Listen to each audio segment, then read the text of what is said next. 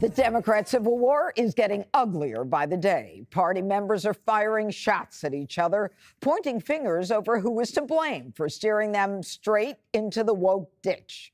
Greasy Gavin Newsom is trying to distance himself by calling his own party toxic. We talk down to people, we talk past people. These guys are crushing us.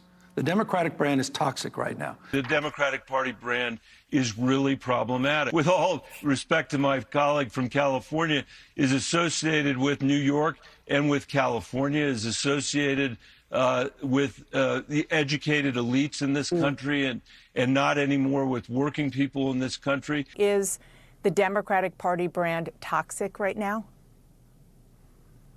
Well, I think that this is not a new thing because people have policies that haven't worked for them. Interesting. But Bill Maher wasn't going to let Gavin Newsom sweep years of woke governance under the rug. Democrats, we tend to be a little more judgmental than we should be. This notion of cancel culture, you've been living it. You've been on the receiving end of it for years and years and years. That's real. And Democrats need to own up to that. They've got to mature about this. So what do you say to people who say, well, this sounds all very good, but Governor, you were the poster boy for a lot of this stuff? And John Fetterman is once again reminding his fellow Democrats, quote, if we don't get our bleep together, then we're going to be in a permanent minority. Now, you know what I think is interesting about this, Katie, is the fact that you've got Gavin Newsom saying, you know, we talk down, we're toxic, we're this, we're that. But he never really identifies what it was that he was wrong about. It's this generic, we're wrong, but never identifying about what. So if something is a certain way, the question is, well, why is it that way? And Democrats and their brand is toxic, which is good, he can admit that, because of their policy positions and their hard-fisted enforcement into people's lives on a regular basis, and the rejection of common sense and thinking that they know better than parents, than individuals to make decisions for themselves. So when it comes to actually talking about different kinds of policies Democrats could pursue, someone like Gavin Newsom doesn't want to do it because he stuck his neck out a little bit a couple weeks ago and said that boys shouldn't be in girls' sports. And all of a sudden now the far left of the party is calling for his head and not wanting to put him on the ticket for 2028. And so they have to decide if they're going to let the far left of the party hold them hostage. You've seen even the New York Times saying that the country shifted to the right, and yet still the Democrats are trying to pull to the left. There is this interesting populism that does transfer into MAGA and the Bernie Sanders AOC type crowd. And fundamentally, Democrats are better still at elections, things on our movement on the ground, for example, the Wisconsin Supreme Court race, special elections.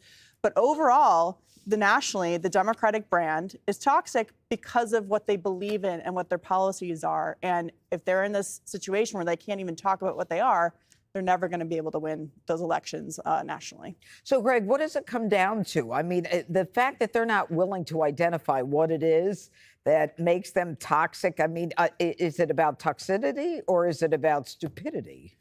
I want to go back to the Wisconsin race. No, actually, because like we can talk about this toxicity stuff, but you know they still win local races. But Gavin calling his party toxic is like Adam Levine saying Maroon 5 sucks. We agree, but you're the lead singer. I think, and this is a piece of advice to Jessica. I think the Democratic Party is letting America down by not confronting the extremism head on. That's destroying the party from within. You know, we talked about the public attacks in the A block, but, you know, the Jews on campus, the trans delusion stuff, but at a larger scale, you're going to let America down by not becoming a healthy, positive opposition party. I love that the right's in power, and I hope they're in power for a very long time. I think this correction was long needed. It could have been, the pendulum wouldn't have had to swung so much if the Democrats weren't so crazy. But if the Dems no longer pull their own weight and sink, it's going to make it easier for Republicans to swing that pendulum even farther and farther in the opposite direction. But that's not our fault. That's on the Democrats' fart. The Democrats shrunk the size and scope of their influence by amplifying these, you know, these activist cults and these edge fantasies It's diminished irrelevance. So you have to stop championing these extreme views in order to be taken seriously. But you have another obstacle, and that is the Biden cover-up that destroyed your party's reputation and the credibility of the legacy media that backed you. So how do you come back from that? I do think you guys need like a sober intervention where you go like, okay, who are we? What are we? What are we? Imagine you live in a world where Trump doesn't exist. So you can't just say we're against that. But you have all these issues that Trump fronts that you might even like. Like, what do you do? That's who you are. You cannot rely on defining yourself against a person. So, Jesse, what is the answer to the question? What do they do? And, you know, you've got them all saying we're toxic, we're toxic, we're toxic, but so what? Well, it's a good question, and Greg's right. The Democrats, Jessica's the best thing they have going. Well, Harold, too. Harold. Don't forget Harold. That's assumed. But I would say to Greg, they should become more tolerant, because it's like when I go out with friends and we're at a restaurant and we see some freaky-looking transgender person sashay by with the pink hair and the nipple rings and da-da-da-da-da. Okay, we don't need the details. It's part of the story. Too much. We don't gay bash them. We don't even say anything. We might just go, Super we just let it go. And if they don't tolerate us, why are we tolerating them? I mean, you saw what happened with the police. They get screamed at. During BLM, girls were just trying to have brunch and they were getting heckled on the side of the street. Right. And so you guys were annoying already, and then COVID hits, and you become super snobs, like absolute power, and it looks like you're trying to hurt us. That's how it felt.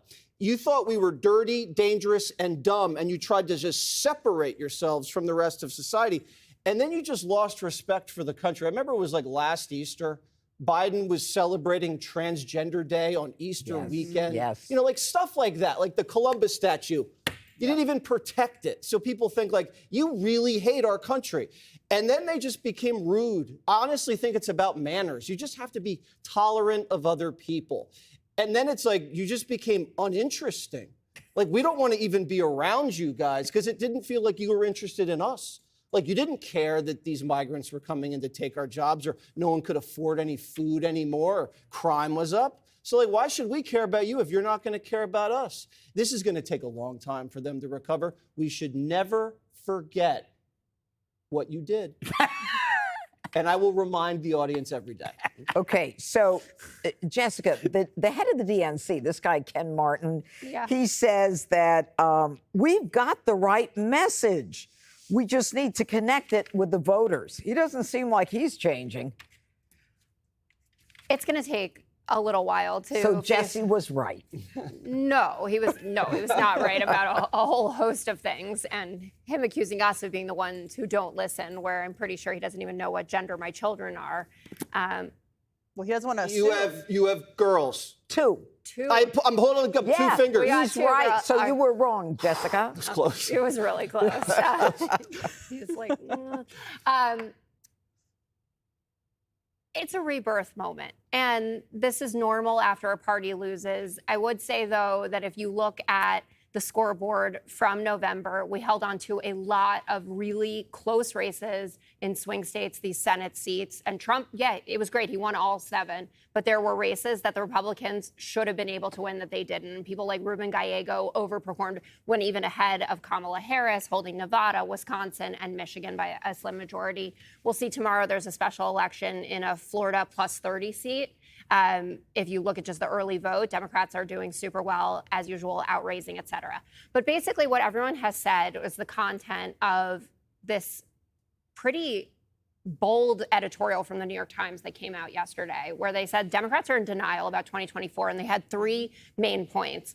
Greg hit on 2 of them. Number one, that they mishandled Biden's age, and that is something that has to be dealt with. And there have been a number of important figures in the party that have said this is going to be an issue for 2028, and that you can't run away from it anymore. You have to actually talk about what happened.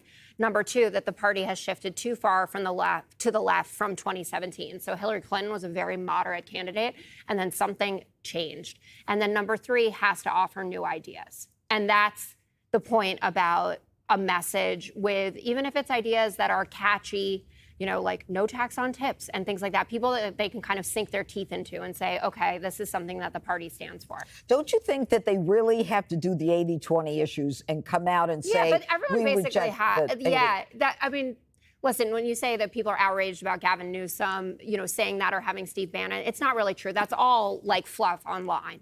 Like everyone agrees with it. Everyone is happy that he's having these conversations. It's Okay, the 80-20 issues, if they don't address them, they're in trouble. But up next, more bad hombres just booked an extended stay at El Salvador's mega prison. Click here to subscribe to the Fox News YouTube page to catch our hottest interviews and most compelling analysis. You won't get it anywhere else.